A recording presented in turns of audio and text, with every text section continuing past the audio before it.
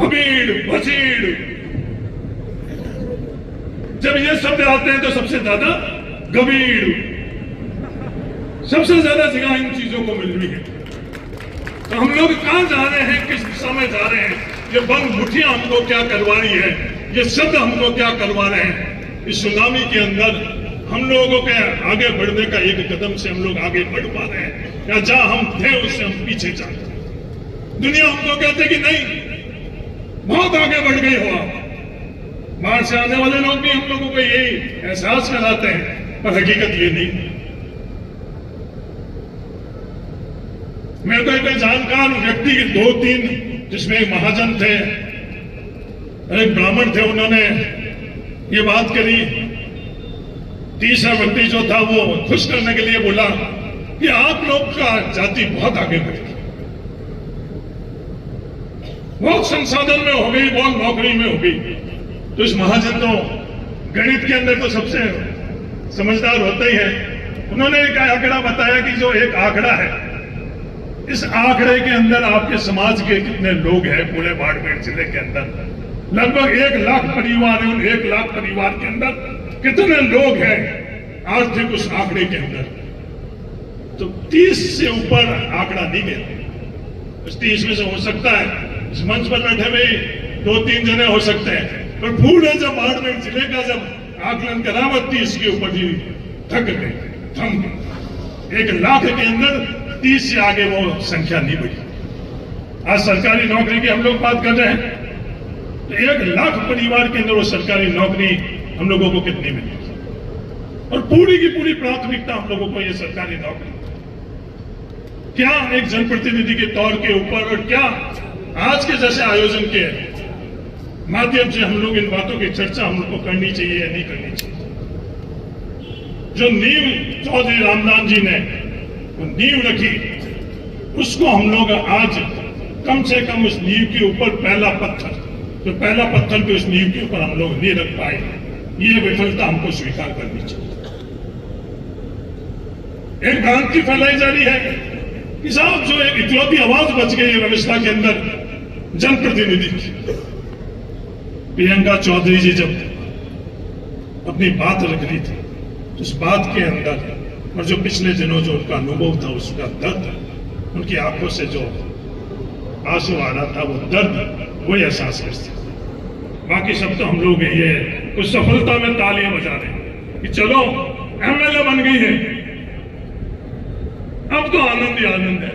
ये नहीं पता जो थोड़ा बहुत भी आनंद था वो भी अब छूट गया। हकीकत ये है और भ्रांति ये है कि नहीं कि मंत्री बन गए हेमाराम जी, मजा ले रहे, हवा ले रहे। हेमाराम जी के पास बैठ के तो जब बात करते, हाँ मजा लावा लेने का थोड़ी बहुत भी गुंजाइश है, वो किसमें है? वो संसाधन के लूट के अंदर, और उस संसाधन के लूट के अंदर अपने आप को विलुप्त और अपने लोगों की आवाज विलुप्त कर, और आप अगर उनके साथ कदम से कदम मिलाओगे तो उस लूट के अंदर थोड़ा बहुत हिस्सा आप लोगों को मिल जाएगा। तो प्रियंका जी से संघर्ष की जो दूसरी पारी की शुरुआत है, जो तकलीफ और दर्द हेमाराम जी की पीढ़ी ने, क्योंकि पीढ़ी दर पीढ़ी चीजें बदलती जा रही है। राजस्थान की व्यवस्थाओं के अंदर आज तीसरा दौर है। सुखाड़िया जी से लेकर भैरव सिंह जी का एक दौर था, फिर 25 वर्ष का दौर रहा अशोक जी और वसुंधरा जी सिंधिया जी का, और जो तीसरा दौर अब शुरू हुआ है एक शपथ ग्रहण समारोह के माध्यम से, वो तीसरा दौर रामदान जी की, गंगाराम जी का संघर्ष उस वक्त का रहा, और उससे ज्यादा संघर्ष हेमाराम जी का उन 25 वर्षों के अंदर रहा। उसका एहसास हम लोग नहीं कर पा रहे, और उससे ज्यादा संघर्ष अपन लोगों का रहेगा। ये आप अमान, ये सच्चाई है, बड़ी कड़वी सच्चाई है कि वो संघर्ष हम लोगों को करना पड़ेगा, और अपने खुद के लिए नहीं करना पड़ेगा। तो संघर्ष जो हम लोगों के चौधरी रामदान जी हम लोगों को जो दिशा बताई है, उस दिशा पे हम आगे बढ़ रहे हैं या नहीं बढ़ रहे, उसके कारण हम लोगों को संघर्ष।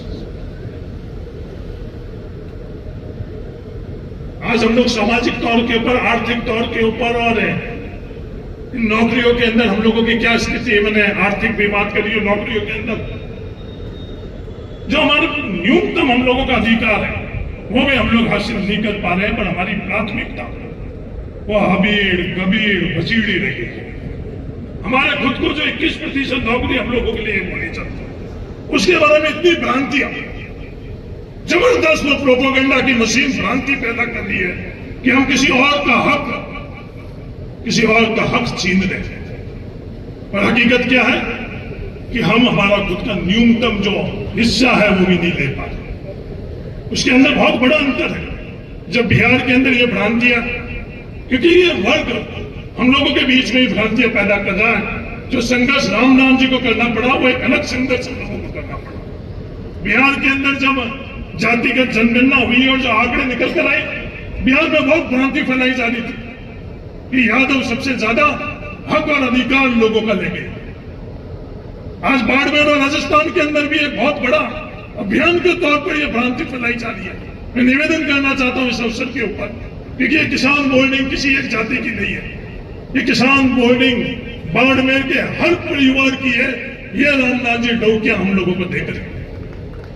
यहाँ बगराज जी चौधरी भी नहीं या शेर मोहम्मद जी भी नहीं, इस तरह के कई लोग रहे हैं कि ये जाति का मंच नहीं है, उन सब लोगों का मंच है। ये किसान बोर्डिंग रामनाथ जी ने, और ये सोच ही विचार, यह परंपराएं हम लोगों को लेकर गई है। और हम लोगों के बीच में एक जहर फैलाया जा रहा है कि कोई ज्यादा हक लेकर जा रहा है, किसका हक खाया जा रहा है। हकीकत के अंदर क्या स्थिति है, मैं बिहार के आंकड़े बताऊं। ये बात करी जाती कि धौलपुर और भरतपुर के अंदर, हाँ, धौलपुर और भरतपुर के अंदर वो अध्ययन हो चुका है। जो औसतन जमीन है उस औसतन जमीन से भी बहुत कम मिल रहा है। जो औसतन नौकरी के अंदर हिस्सेदारी भागीदारी है वो भी। तो आप लोगों को तय करना पड़ेगा कि ये भ्रांतियों के अंदर जो प्रोपोगंडा की मशीन के ऊपर, क्योंकि समय बदल रहा है। जब हम लोग अंदर आ रहे थे, जब फोटोग्राफी हो रही थी, फिर आने वाले 5-10 साल बाद ये फोटोग्राफी नहीं होगी। जो विज्ञान जिस दिशा के अंदर जा रहा है, इसमें फोटोग्राफी की आवश्यकता ही नहीं पड़ेगी। आज अपन एआई देख रहे हैं, एआई के बाद में जो न्यूरो चिप आ चुकी है, उसके अंदर कोई फोटोग्राफी की जरूरत नहीं पड़ेगी। आर्टिफिशियल इंटेलिजेंस के बाद 5 साल 10 साल में क्या होगा, उसकी कल्पना हम लोग नहीं करेंगे। तो परिस्थिति बदल रही है, व्यवस्थाएं बदल रही है। उन परिस्थिति और व्यवस्थाओं के अंदर हम लोगों को आगे कैसे बढ़ना है,